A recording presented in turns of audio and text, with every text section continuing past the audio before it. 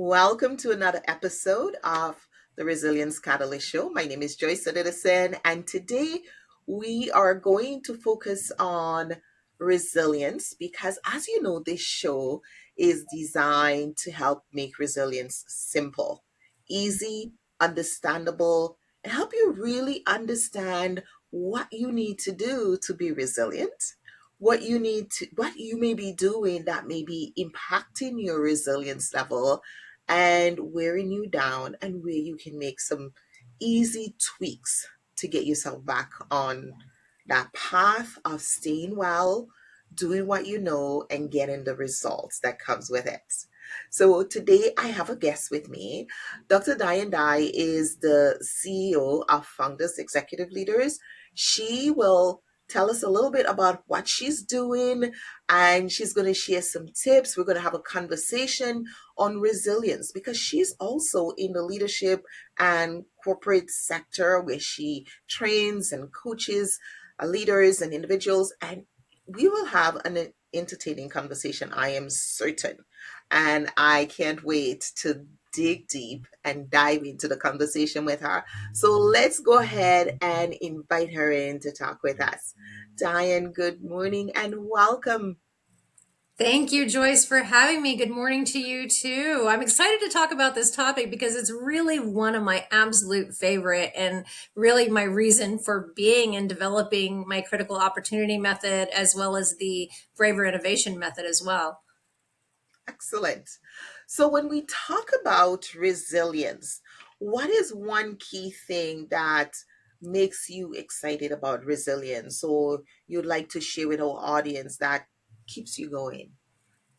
So I think it's important to preface where I come from on resilience. I'm not just the founder and CEO of People Risk Consulting, where I teach companies how to be resilient, but I am a founder that has over across multiple generations have seen grandfathers, fathers, stories of great great grandfathers and grandmothers having to bounce back from extreme circumstances in order to build back better. So I think the number one thing that someone needs to know about resilience is that it's data.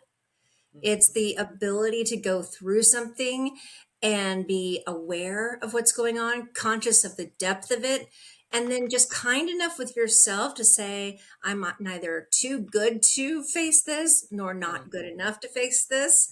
And I'm ready for the information that this is about to give me. And I always pose the question, what if it was impossible to make the wrong choice or do something wrong? And then it was all just data. That is a good way of looking at it. But Mhm. tell us a little bit about how you started doing this work, how you came to it, and what you've learned. I have your bio here that you work as an organizational change strategist and that you have spent years working with organizations teaching. But how did it all start? Tell us about your journey. It started with my own resilience moment, my own critical opportunity where I was unexpectedly laid off 4 months into my master's program at the University of Southern California. So here I was, accepted to my dream school. Flying high, I had an equity position at a software company. I was working internally. I was structuring their sales enablement processes, their customer success processes, and I had automated myself out of a role. And when they moved the budget to another source, I picked up the phone, as we all do when we lose a job, and say, "Hi, unemployment. I'm unemployed." And they said, "Oh, I see you just started University of Southern California 4 months ago. You're going to have to quit that because you're going to have to be able to accept any and all full-time work in order to gain unemployment." And I was dumbfounded. And fortunately, USC is a beautiful system that sets up their programs in a way that is very group oriented and bonds people. And I had developed a bond with my professor, yes, but also my cohort mates. So I went to them and I'm like, what do I do? Like this is the worst situation. I have just lost my income. My dream school's being threatened. Like, what do I do? And they said the most beautiful thing, that anyone can ask you is, what do you want to do? What does your heart want? And not what should you do, not what does your wallet say or your calendar say you should do, but what does your heart want? What do you want? Mhm. And I had been freelancing since 2009, since the first time things went belly up on me career wise. And I got laid off from a major digital entertainment company. So I thought, you know what? I've been freelancing for so long. I want to start my firm. And it was in that decision, in that moment, in that bravery that I had to march myself down to the Secretary of State's office and open the first iteration of my firm that I discovered a class in that program. So, spoiler alert, not only did I get my master's, I got my doctorate, but in this program, there was a class, and it was about organizational change and communication. And I learned some things that just cracked my world open. And I developed a new passion. Career one for me was in marketing, but career two from that moment began, I'm going to look within. I'm going to go within to find out what stops change at its core. And ultimately, Joyce, that's what resilience is. It is a catalyst moment, a critical opportunity where you either choose to change and spiral up and be braver and achieve more, or you have the potential to devolve. Mhm. And it does come down to that moment where you have a choice to become aware, conscious, and have humility, or disavow and deny and tap into your ego that determines that pathway. Very interesting. Because there are a couple of things you said. You said you had already been freelancing. Mm-hmm. You already had a marketing background. Mm-hmm. So knowing what to do, because this is one of the things that many people struggle with. They have a business, but they don't realize that they have to market it. They think Mm-hmm. they're good and everything is going to be. So when we work with entrepreneurs, one of the challenges we see is they don't see themselves as marketers and salespeople. They see themselves as just doing what they're doing, not Mm-hmm. realizing that there is the other layer to it. So you already had that. That helped you to be more resilient. And I think that's really important when we teach resilience, because that's something we want to simplify. Resilience is always looking at all those areas of your life and looking at, what do you have already in the bank? Is it a Mm-hmm. skill? Is it a knowledge? Is it an asset? You also had your community, right? That's a very important element of resilience. We look at, you already had that committee, you had your professor, you had that group that you could go to who could challenge you, right? Some people, it's a coach they have. So resilience is not just aha moment, it's the ability to harness the energy and the elements and all the things that you already have in your life to move you forward when that crisis happens. But Oh, if you're not putting those things in place, then you're going to have a tougher job to do that. and I think it's also important to know that you may not believe you have those things in place. You may not have won the environment lottery, but Mhm. there are things that are endemic to you as an individual, talents, truths, deep truths that you can lean into at that point. Mhm. I had this amazing guest on my podcast, Brave Business, and he found this resilience in incarceration. Yeah. And so he was incarcerated, and the environment itself didn't exactly cheer him on for learning another language and learning about podcasting himself Mhm. and all of these things that he used to springboard his new life.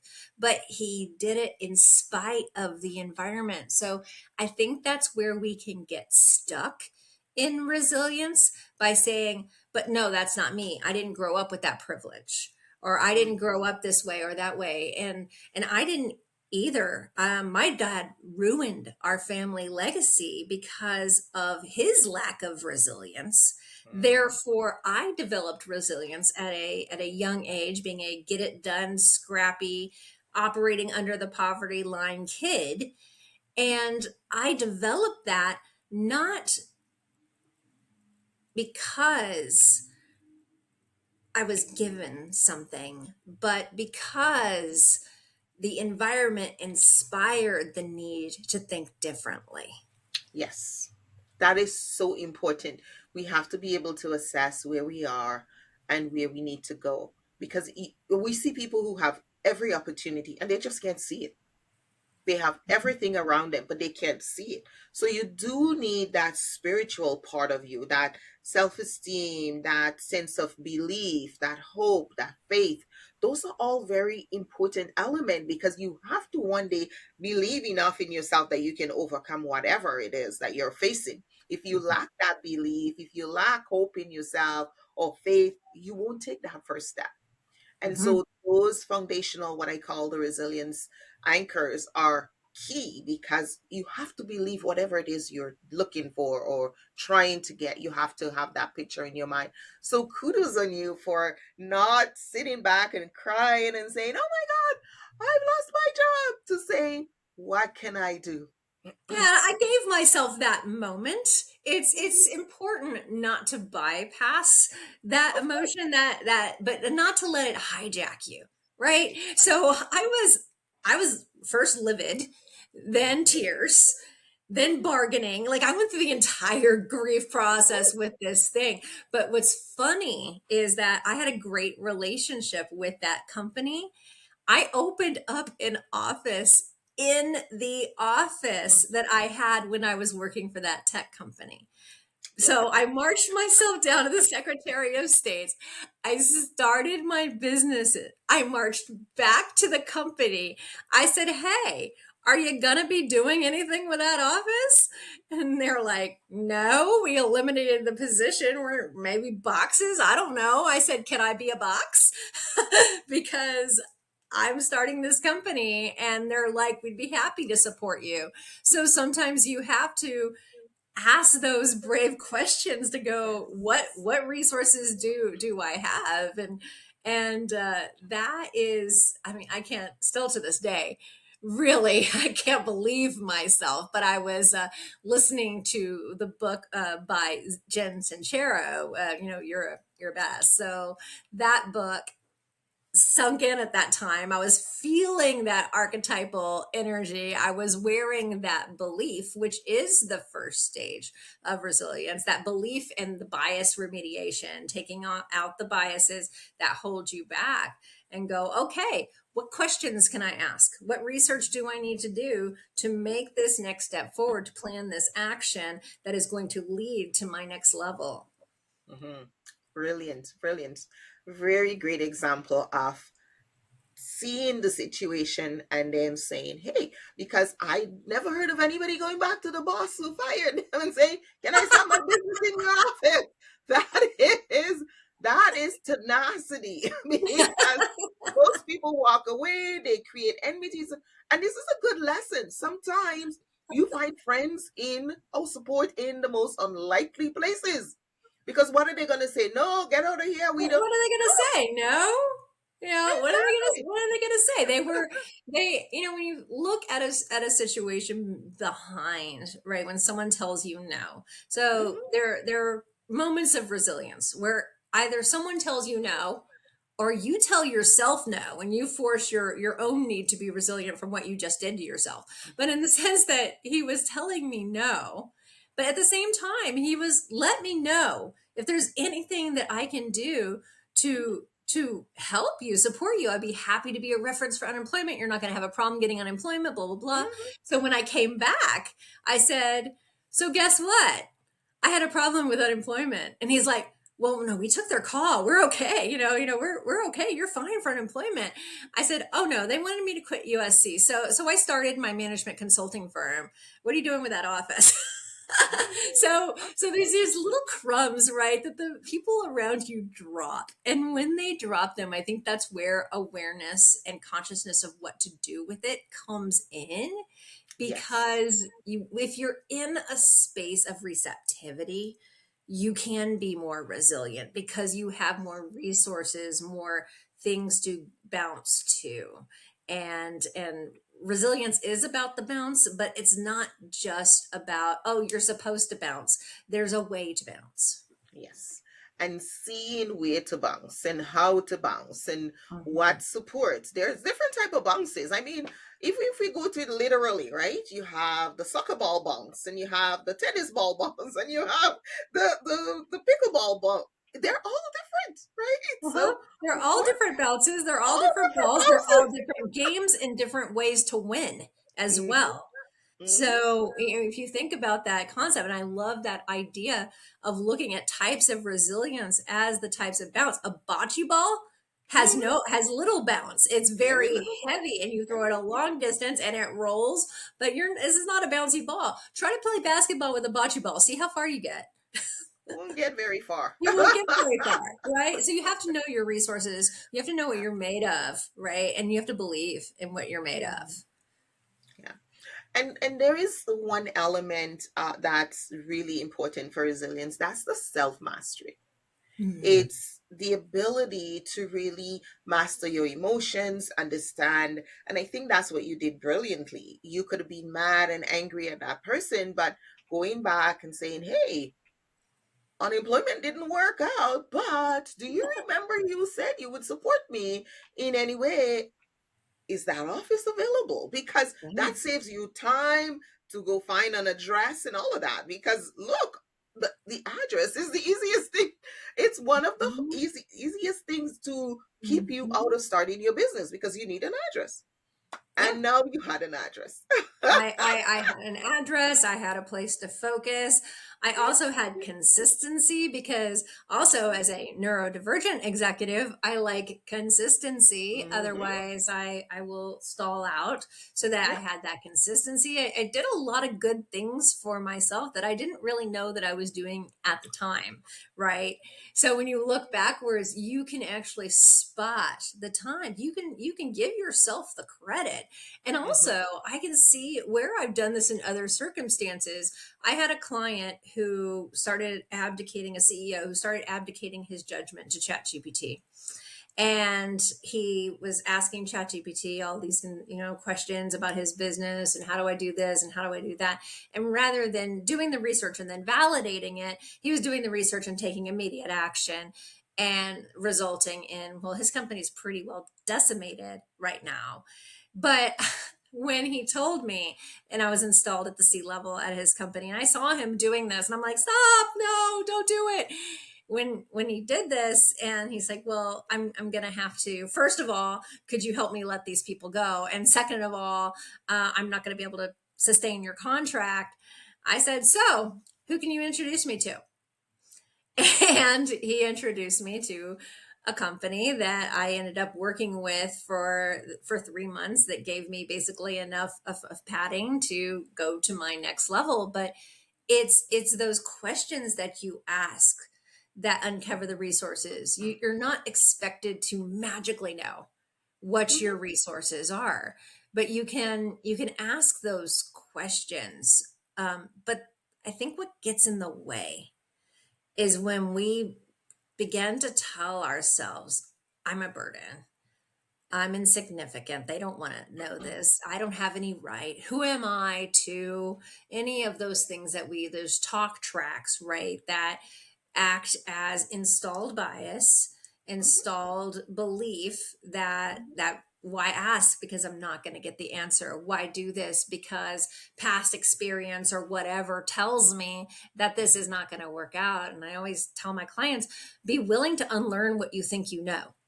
Mm-hmm.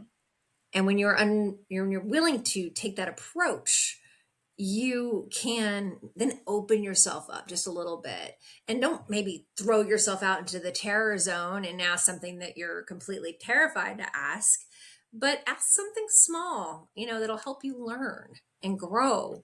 And then ask the next thing and the next thing. And then before long, you've developed this habit and you're naturally braver so that you are able to ask the audacious questions, or Mm-hmm. as University of Southern California had me do in my doctorate, reach out to someone who doesn't know me and ask them for something. That was actually in one of the classes. And I reached out to Dr. Amy Edmondson, who is the pioneer from Harvard University of psychological safety. She gave me an advanced paper that I used in my dissertation. Very cool stuff happens when you have the courage to ask. So important, so important. I think sometimes many people are intimidated to ask.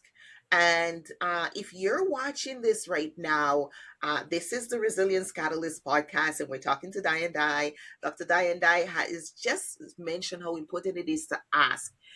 Ask yourself, is there someone that you need to ask something of?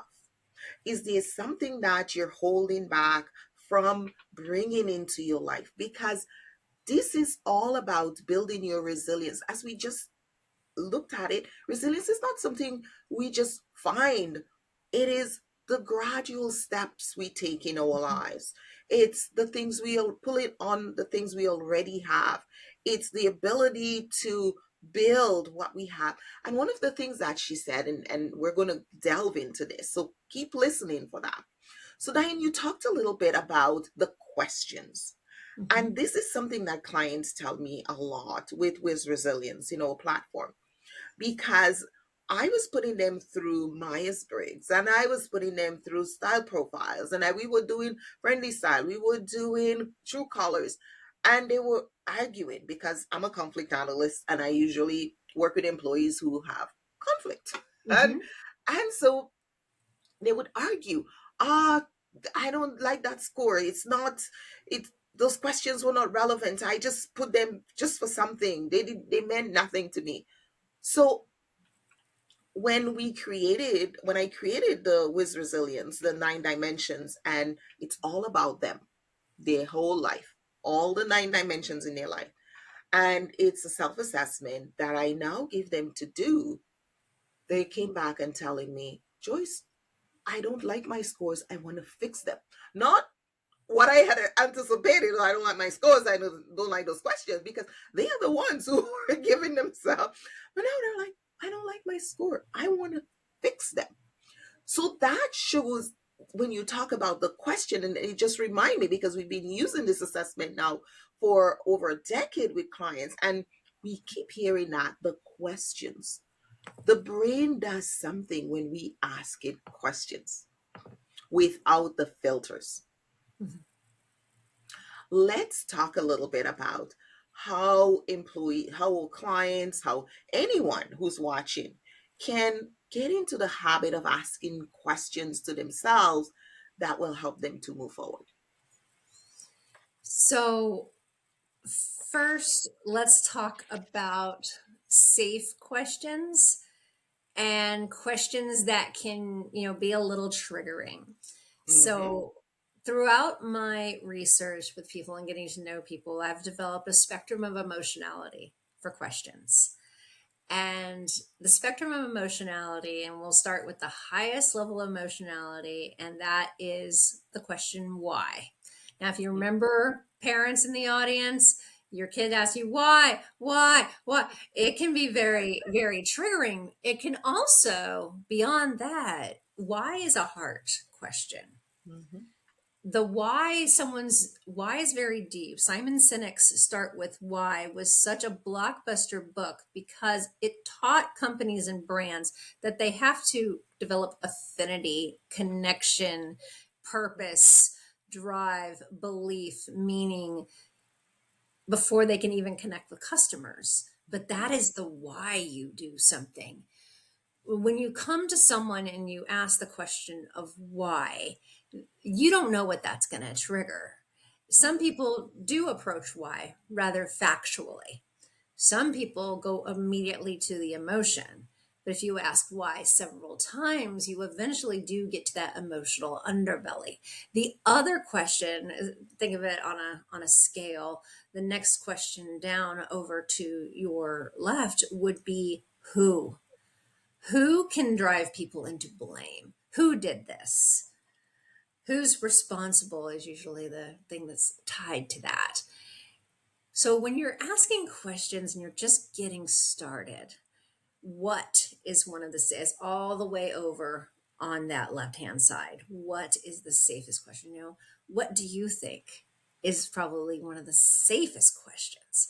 Because people love to talk and give their opinion. What is your advice on this? When you have what and you paired together, you create a connective question, something that's going to allow someone to give, someone to share. And that keeps your question asking in the learning zone. If you think about it like concentric circles, where your comfort zone is straight in the middle, and then there's an outer ring of a learning zone. And outside of that is the terror zone. You Mhm. can ask this learning zone question and you can learn, you can connect a little bit more. And perhaps you then follow the trail. So they say something and you ask another what question, or Mhm. maybe a how question, or a when question if it's appropriate. But you follow that trail and you get connective tissue into what are these resources. And if you frame it to yourself of what if anything, so you take the weight off. I always think this or something better from this conversation. I'll always take the meeting. I am the person that I will always take the meeting.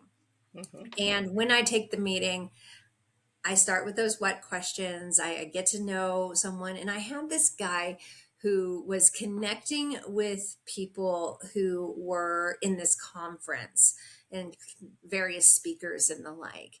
And he's like, your response is quite different than anybody else I reached out to. Like you approached me like a human. Mhm. Yeah. and and I said, well, that's because we are.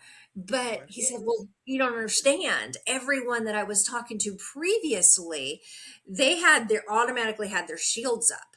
They automatically had the what do you want from me shield up.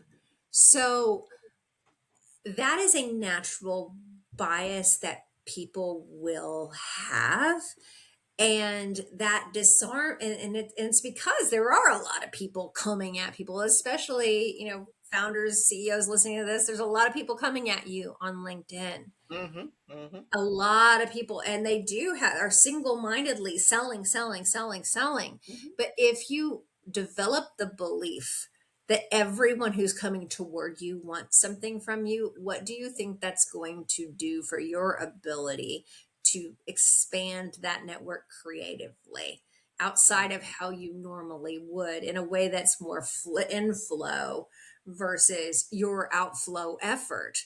It's hard. So when you say yes to the conversation and then say, wonderful, wonderful to know what you do. What is your view on this? And you give them an idea, and the conversation becomes about the idea. You can get to know a human being, and it's not about the utility of the thing. When you remove the utility, you open the possibility.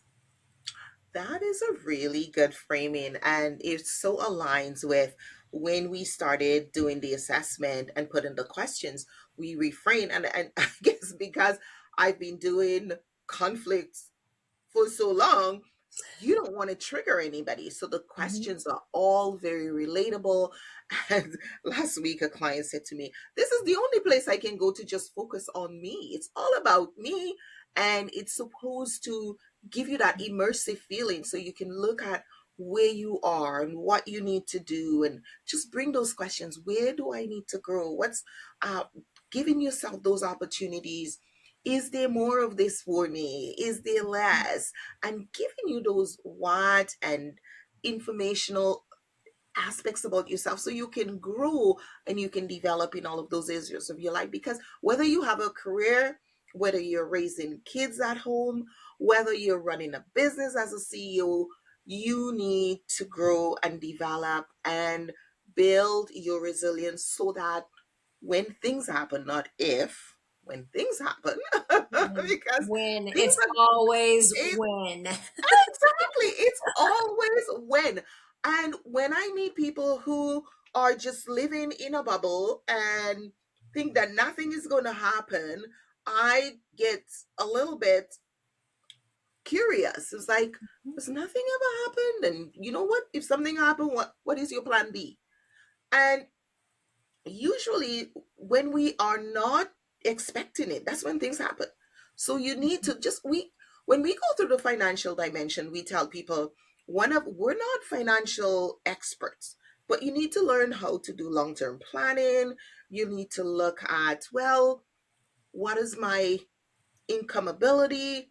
Can I earn more? What would help me to earn more? Where are some areas I should look at? And time is a resource. So, how can I use my time that would allow me to make more money and earn more?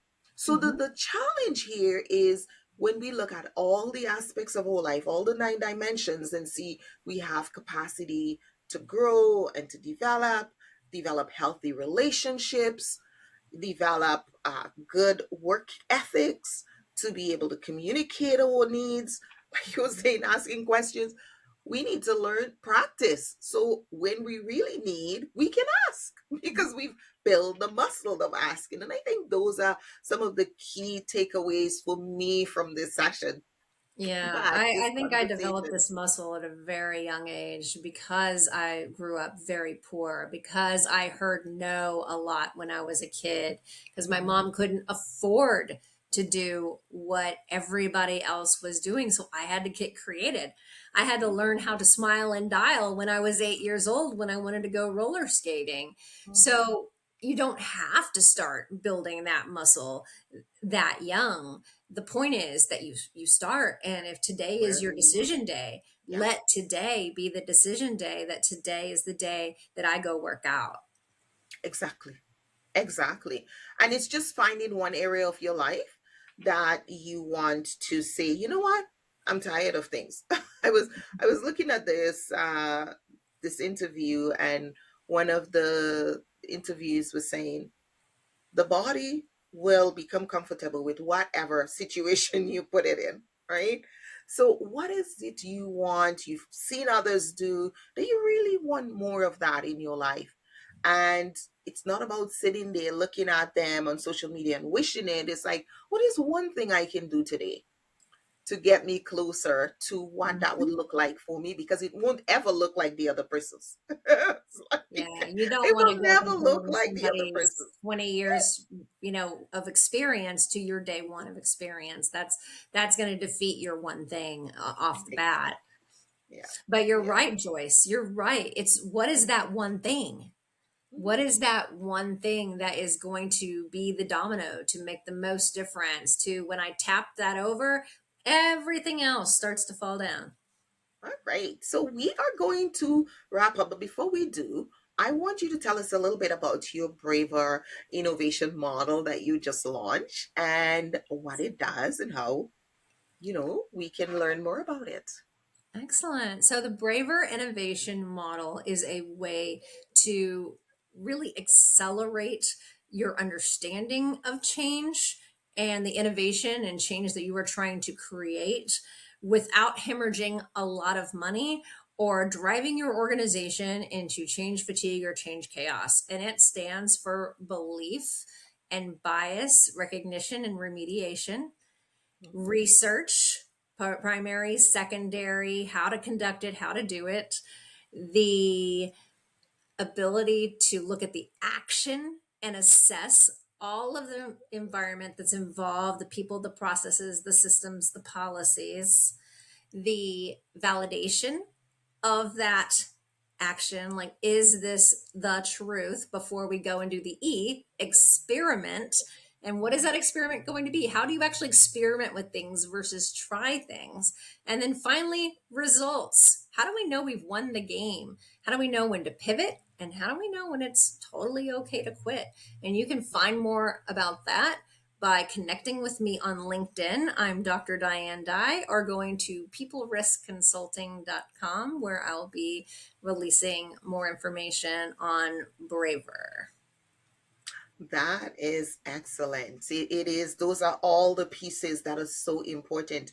I know for myself, with our company at Interpersonal Wellness Services, we fill the gap left behind from EAP and wellness programs because you need to have the elements in your business to deal with those situations that are ongoing, that Mhm. are internal. Because if an employee go over to EAP, it doesn't fix anything in the organization. And those systems and processes we need to recognize, because we always have them doesn't mean we have to keep them, because we are in a resilience deficit. People are burning out. We have more addicts at work than ever before. We have more mental health breakdown, and we need new tools. So I'm glad that you are bringing that out in the market. I think it's very important for organizations to get new tools, new strategies to work with the problems we have today, because the world has changed. When I started almost 20, almost 30 years ago, it has changed. The A needs have lot. changed a lot, and we need new tools to address them. We absolutely do. We are currently in the age of AI, are in a period of acceleration similar to the 1960s, where we had the big jump of the adoption of television and how that changed entire industries and behavior patterns. So now with AI, we're facing the same thing. And it all kicked off with COVID, where we were forced to be resilient and understand on the fly how to still have our doors open and do business in the light of the of people saying no you can't. Mhm. So this whole 2020s era is a call for resilience in the biggest way we've seen in our lifetimes. Oh, absolutely. And it's AI, but it's also robotics, Hmm. right? Because it's not just AI. Most people, when you talk about AI, they think, oh, it's just things in your computer. It's robotics. It's like soon we'll be going to the store and talking to a robot. Oh, Or we do I was already auto checkout. exactly, because I Mhm. was saying to my husband, I was like, well, we'll get one when we're old. We don't have to go to the nursing home. We'll just get one at home. It's like, who knows what the future holds? But we have to be resilient in our mindset and be Oops. open to it. We cannot be closed and say, oh, this AI thing is gonna fade away. We have to learn how to pivot, how to be adapt, and how to adapt to the new realities we're facing. If you remember the old cartoon, The Jetsons, or if you remember Star Trek, a lot of the things that exist, especially in The Jetsons, actually exist today. When he used to talk to his boss on the TV, that was Mhm. out of this world. Like, oh my goodness, it's so futuristic. It's called Zoom. It's Yeah, called what we're doing right now. exactly. It is. It is. It's not going anywhere. It's the new reality, And it's going to continue to change. It changes so quick. It changes every single day. And moment by so moment. resilience is a muscle. It's not an option. This is not a nice personal development thing to do. This is a business necessity to develop the ability to be agile, to be resilient, to be the one that can innovate from the challenges Mhm. versus devolve and die. So important. So important to talk about that, and to also remind people that it is something that we have to keep doing, because it's so easy to fall into a rut, Hmm. and we cannot afford to do that, because changes are happening rapidly. In the blink of an eye, you can put an entire 5,000 page in AI and it reads it in 1 minute. So we don't have time anymore to lay around and say I will do it tomorrow. We have to pace ourselves. We have to have balance. We have to measure. We have to have a vision, a purpose. Know why am I doing, why am I waking up in the morning, what's important to me, who is important to me. We need to Mm. set boundaries more than ever before, and be able to have those ethics. What are some things I will do, will not do, and build our integrity? And these are the things that what has happened as we move into AI, we're losing a lot of our human skills. And this is where we are so important on building the human resilience skills that will allow us to be able to communicate our needs, be Mhm. able to negotiate for what we want, because it's so important. Yeah, Future So Front's Convergent report just came out, and they said there are three skills that we must now intentionally develop because of AI, or they will be lost. And that is curiosity and intuition and creativity. mhm, And those are also key components of being able to be resilient as well. So what we get is the time savings, but what we could lose are those things if we don't intentionally develop them. Yes, we have to. And this is why I do this work. This is why I do this work because it's so important. I'm hoping that one day my grandchildren will behave like humans when I do have any. We have those skills still available. So- Yeah, I think that I think resilience is natural. We would not have survived as a species if our ancestors did not know how to be resilient. Mhm, And survival is a natural instinct. The mhm, question is, what do you do with yourself when you're being resilient? Do you mhm. hold on to your goals? Do you use that to move forward? Do you use that to propel yourself forward? Or do you actually spiral down to the point where you have this shroud of victimhood and blame and denial and numbing and all of the things that come with that? Mm, And if you are in that place, listener, know that it can be a choice, a line in the sand, a no more moment where you can say, I need help. I need help with this. mhm, I am not good with this status quo that I am in right now. mhm. Status quo will result, especially in the age of AI, of our companies, our executives, ourselves becoming shelfware. Yep. So if you're sick and tired of status quo, today can be your decision day to Mhm. say no more and extend that hand to Joyce, extend that hand to someone you trust and say, help me, because I've made a decision now to move upward to awareness, consciousness, and humility about this situation. And I am ready. And when you can take that belief, that bias, and flip that on the head and adopt a new way of being from that, to give yourself a new name, a new title of your Mm. future resilient self, Mm. there's your first step. Absolutely. 100%. Yes, you don't have to stay in that pity party. It's time to say, it's enough. Yeah. It's enough. And let's move on. Diane, it has been a pleasure. A wonderful conversation. Thank you so much for joining us. If someone wants to connect with you, where do they find you? So find me on LinkedIn, Dr. Diane Dye. I am an open connector. I accept all connection requests and speak in my own DMs. It's not an executive assistant, it is me. Also, go to my firm, peopleriskconsulting.com. The giveaway du jour is usually in the pop up. Right now, it is actually an exclusive backstage pass to Brave Business, my live masterclass, and you can be in the live studio audience and possibly even on stage. So go to People Risk Consulting and grab that, or whatever gift du jour we have in that pop up. All right. Thank you so much, Diane, for being here. Have a wonderful rest of your day, and we will catch you on your next episode of your show.